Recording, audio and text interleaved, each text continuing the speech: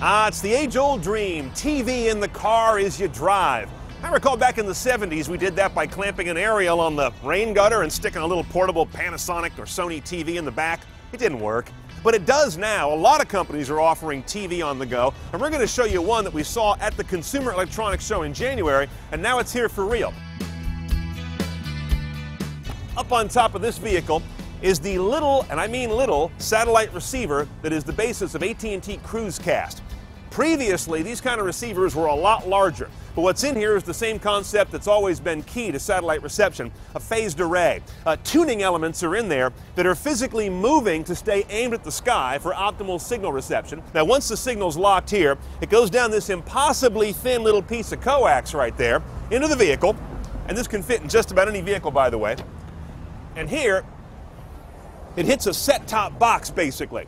This gets hidden. You don't see this thing in your car. And then you recognize these jacks. These are classic RCAs, stereo audio, and the yellow guy is video. And that'll feed any number of monitors you have around the car. But none of this matters if it doesn't work. So let's go for a ride and find out if it does.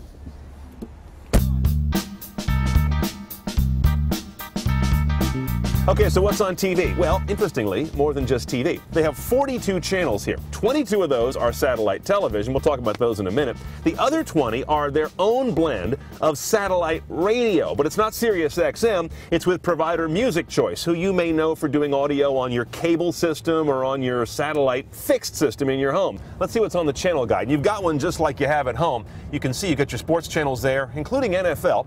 We've also got Noggin, let's see, MTV Mobile. Little different flavor of MTV, actually plays music videos still, if you can imagine that. And we've got Discovery, Animal Planet, Fox News is in here, CNN Mobile, so it's quite an array.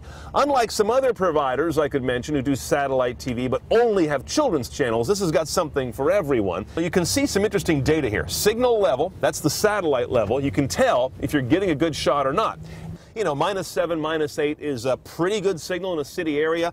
Once you get down to more like -15, -20, you're starting to really drop off. Luckily, you've got this other thing right here, which is a buffer, up to 2 minutes of video buffering. So you can be in the dark, if you will, and you're still going to be getting your video. That's a pretty long time. Now, we're giving this system a really tough test right now. We're heading west on one of the canyons in the South of Market area of San Francisco. As you can see, we're down to infinity, which is no signal at all. There's nothing right now. We're living off our buffer, and you can watch it go up and down, green or red, depending on how well you're doing in working the buffer, filling it, or if you're living off it because you don't have a signal right now. Now, you bring your own monitors to this situation, so you could have two like we have, a single drop down in the center. You can also wire it into the main LCD on the front as a video display, which a lot of cars do with their internal DVD player. Again, that's not supposed to work unless the car is in park with the parking brake on. So don't freak about this being the ultimate driver distraction.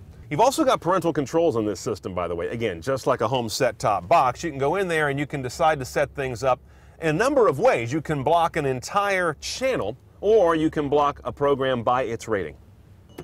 Okay, so you will have challenges in the city-urban environment from time to time, but the buffering technology does a pretty good job of catching up. The video quality, as you can see, is kind of like watching TV on an airliner, for example. So what about HD? They can do that. It's a matter of demand. I mean, bits is bits, right? You can send more of them to do high definition if the market cries out for that. They may also be adding premium movie channels and things of that nature in the future. It's a very agile system. Now, today to get this system installed, it's about $1,300 for the gear. That's the dish on the roof and that set-top box that gets buried somewhere in the car. You've got to bring your own monitors if you don't have any, so your installer would add those on top of that, and they ballpark installation around a couple $100. On top of the install and the gear, you're looking at $28 a month for the service. That's the TV channels and the satellite radio. The system's currently available at 12-volt shops, you know, like car media places, car stereo shops, and some auto dealers have it. So all in with tax, you're probably looking at $2,000 or less if you start with a vehicle that has nothing in it. Again, this is AT&T CruiseCast.